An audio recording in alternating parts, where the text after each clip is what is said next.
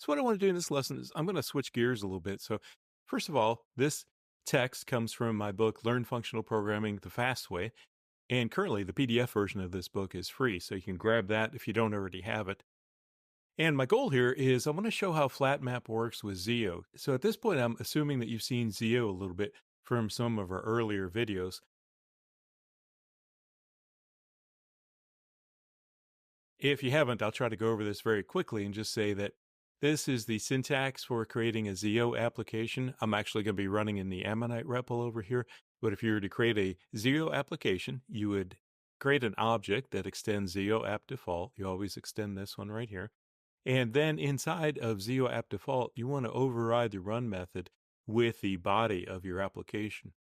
So what I do here is I create a val name username, and this one is going to attempt to read information from the command line. So it's going to print what's your name and then attempt to read that information, and that'll be stored in the username as a ZIO type. And then this one is a print name function. So it takes in the name as a string, and that was going to print that one to the console. In this case, I use attempt. In this case, I use succeed. And I'm really just doing that to show that you can use either one. With something like standard input and standard output, it's generally not going to fail unless there's something really wrong with your computer. So you'd probably want to use succeed in both cases. But if you were reading from a database or a web service or something like that, you definitely want to use attempt, because attempt is something that will help capture those exceptions in the ZIO type right here like that. And the same thing for print name. The equivalent of this would be like writing to a database or writing to a web service. So again, you'd want to use attempt here, and then this would be a throwable type right there. But in our case, just reading and writing to the command line. Again, not too much can go wrong unless there's something really wrong with your computer. So with that very little bit of introduction, and again, I'm assuming that you've seen the previous ZIO videos as I'm talking about this. What I do here is you override the run method, and that's what triggers the ZIO app default to run. So you come in here and you say, well, this is my application right here. And the way this is going to work initially is I'm going to show how to do things with flatMap. So we're going to start with this ZIO value here, the username, and that's going to prompt the user for what is their name. And then after it does that, the reason I use flatMap is to make sure that this effect here inside the curly braces comes after the username effect. So username effect is run first, then flatMap ensures that this next effect right here will be run after username. So then that's print name, and that's when we will print out the name. So we're going to get the name out of here. And recall from previous lessons that we're defining an anonymous function from here to here. So we're getting the name out of flatMap, and we're putting that into print name. And again, this is going to be our application. So this is the solution for this application. Now what I'm going to do is show how that works over here in the REPL. So bear with me just a minute.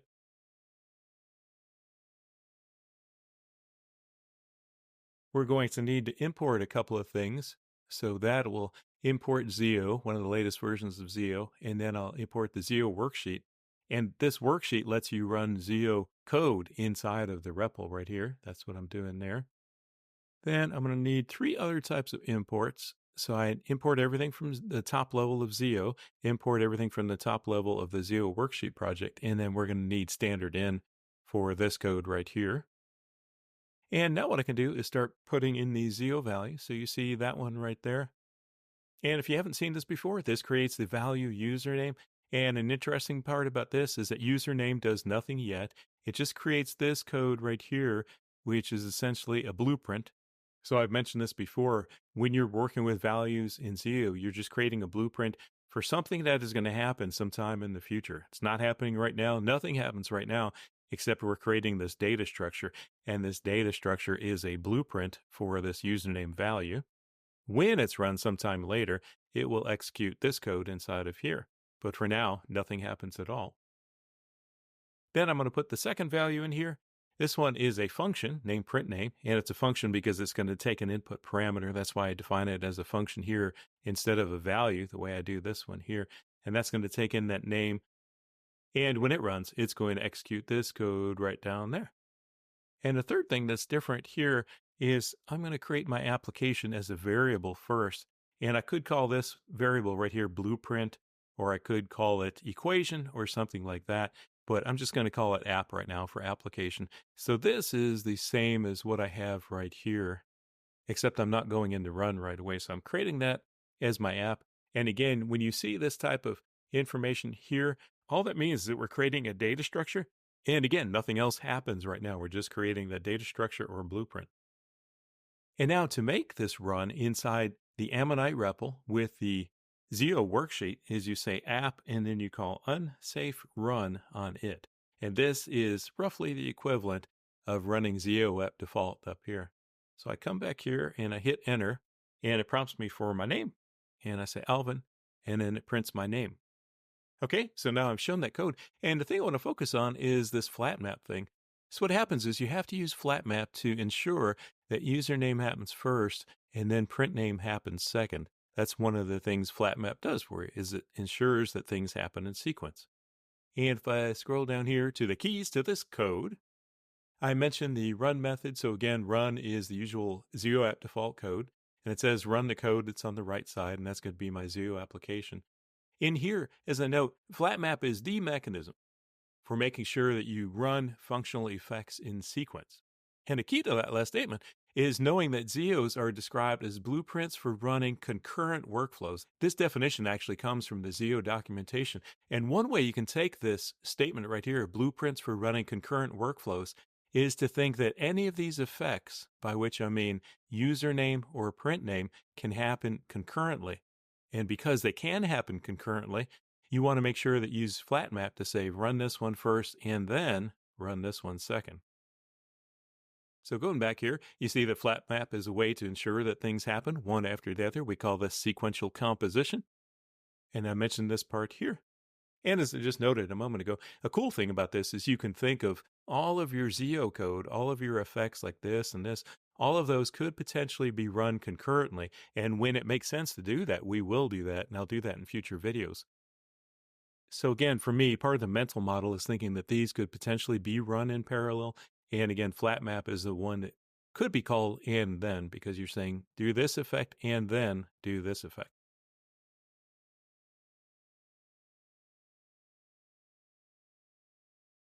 So those are the keys. And then in the book, I sum up with this example right here. And what I want to do is one more example. So let's come back over here. And I want to make this example just a bit more complicated and show you what happens if you keep flat mapping things. So this time I'm going to create a value named first name. And I did that right there. So I prompt, what's your first name? And then I'm going to create a second value. And this one's going to be, what's your last name? Again, notice in both cases, we are just creating blueprints right here. These are data structures. And then I'm going to use a different version of print name. So we'll put that right there. This one prints first name and last name as it shows right there. And now I'm going to come in and I'm going to create my app. And now what I'm going to do, and I'm just pasting this in so you don't have to watch me type. And now what you're seeing is what I want to do is I want to prompt the user for what is your first name? And then I want to prompt the user, what is your last name? And then what I want to do is print that result right here. So notice now that we have multiple and thens, and you can see what this code is starting to look like. It's looking like a little bit of a mess, and there's starting to be some curly symbols here going on. And if you can imagine that I wanted to get your first name and then your middle initial and then your last name and then your phone number, how many different flat maps we would have. So if I prompt you to do for all those things, that would be first name would be one flat map, middle initial would be two flat maps, your last name would be a third flat map, and then your phone number would be a fourth flat map. So you'd have nesting going over 4 times before you finally got to the print name. And this code is just going to get worse and worse as we try to do more things in serial. But what I want to show, first of all, is that this works. So we'll do unsafe run. And then we'll say Alvin and Alexander. And that works. So what I'm trying to show is that this is getting longer and longer. If we keep doing this, it's going to keep getting worse and worse. So what happens, and I think if you've seen the previous lessons, you're starting to think about this already, is you know that a series of flat map calls can be translated into a for expression. So you could take code like this where you have effect 1, effect 2, and effect 3. And there's some good documentation here too. So if you're struggling with flat map, I do want to say, I think this is good documentation here because what you do is you get variable 1 out of that first flat map.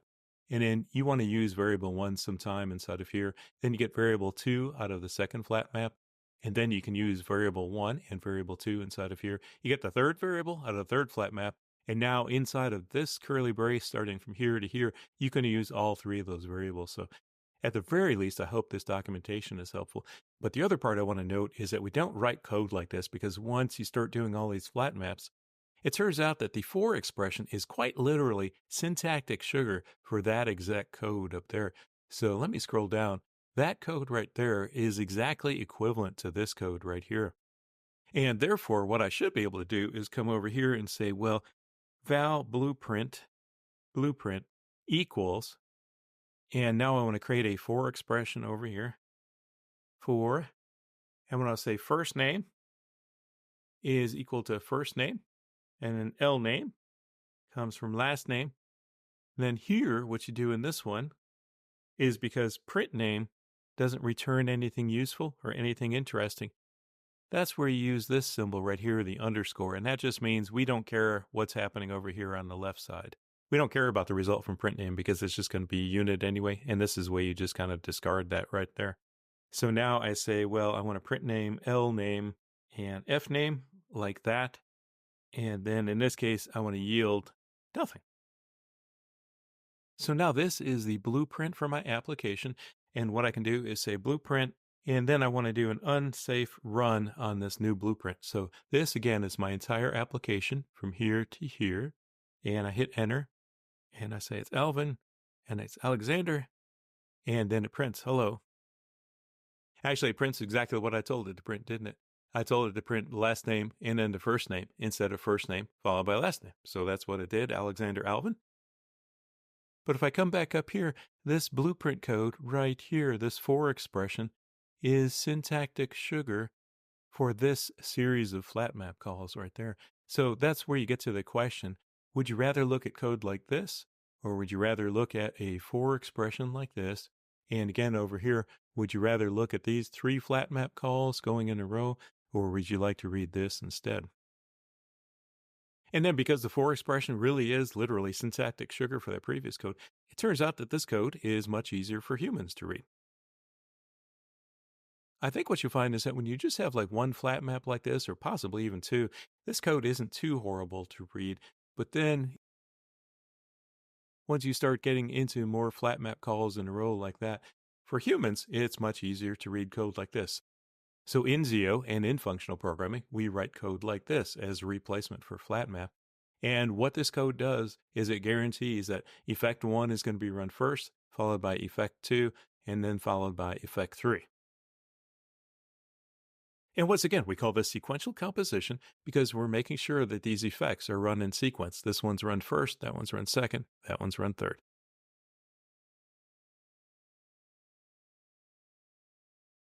One other thing I want to note here very quickly is that this is an appendix from my other book, Functional Programming Simplified. And you can see we're up to page 971 in this book right here. This is the PDF version of the book. And what I do here is I show how for expressions are translated. So I'm going to go over this very quickly here. And this will summarize several of the lessons that we've seen lately. So when we start off, we're going to have these 3 lists, XS, YS, and ZS. So it's 1, 2, 3, 4, 5, 6, and then 7, 8, 9. And first of all, this is Scala 2 code, not Scala 3 code. But when you have a for expression that looks like this, where I'm saying for X and X of S do a print line, this is called a for loop as opposed to a for expression. And this one is implemented with for each. So what happens is that you type in code like this, and the Scala compiler translates it into this code shown on this line right here, that for each right there. So that's how this for expression translates into this code. Next, when you have for yield with one generator like this, so for X and X of S yield that translates into this code. The Scala compiler quite literally translates this for expression into this map method call right there. And that's when you have a for yield loop with one generator. Scrolling down, if you have a for yield with 2 generators, like this one, where I'm doing X of S and then Y of S, that's where we start getting into flatMap. So that code translates into a flatMap call right here, followed by a map call right there. And you can see how that works where your algorithm or your function is this x plus y code right here. And that translates into what's inside that map method call. So again, you type in this for expression right here, and the compiler translates that code into this. And I should mention, if you want to search my website, you can see all of these examples here and how I proved all this or demonstrated all this with the Scala 2 compiler. So again, this is for yield with 2 generators.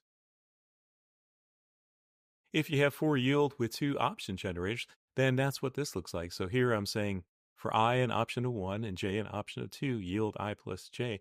Once again, you'll see that this translates into a flatMap call here, followed by a map call there. And then your function, which you define here, ends up on the inside of that inner map call right there. And what I'm noting here is that this flat map call followed by the map call is exactly the same if you use a list or if you use an option or if you use a sequence, SEQ, or if you use a vector, or you come over here and you use try or either instead of option or you use ZIO. All of that code that looks like this here is going to get translated into a flat map followed by a map. And if we scroll down, now I have for yield with 3 generators, and recall the x of s, y of s, and z of s are all lists. So this code now, with the 3 generators, turns into 2 flat maps followed by a map. So you see the first flat map, second flat map, and then the third one is implemented here by map. And then your algorithm here is implemented inside that final map call. And I note in this paragraph, if you really want to get into gory details, that x plus y plus z is actually a simplification because when Scala C compiles the code, it really ends up looking like something like this, but it generally is x plus y plus z. And I note that I mention this now because you might see this type of code in some of the examples that follow. Now, if we throw a filter into a for expression, a for yield expression right here, you'll see that that translates into a with filter call followed by map. And you can see that what's inside the with filter is the same as this code right up here. And then the map expression is just yield of x. And that's what we have here for each x. We are just returning the x value right there. And I just want to note that in this example, with filter is called before map, which is exactly what you would expect to happen here and here. Okay, just 2 more examples to go, I believe. So now I want to show a filter in a longer for expression. So you can see in this for expression, I'm saying for x and x of s, if x is greater than 2, that's the filter, then do y and z of s here, and then yield x plus y plus z. So if you don't even look below, if you haven't looked below, don't look yet, and then try to think to yourself, what do you think is going to be happening here? And now if you look below, you will see the x of s with filter call right there. And then you get this implementation is x greater than 2. And then you get a flat map from that one. So you get with filter, flat map, and then followed by the map here in the last case. So you start to see the general pattern is that the longer these get, you start having flat map, and then the very last call is going to be a map. And then this is going to be the x plus y plus z right here in this area. And finally, we have a block of code after that yield. So this is the exact same for expression up here at the top, I believe. And then now what I'm doing is I'm having a yield block go on here. So again, don't look down here. If you haven't already, don't look down there and just try to imagine to yourself, what do you think is going to happen down there? And then when you do look down there, once again, we have x of s, we have the with filter. It's followed by that first flat map, followed by a second flat map. And then again, the third one on the inside is always going to be that map at the end. And then inside the map is where you find this code right here. So this algorithm right here is what ends up being inside of the map expression right down here.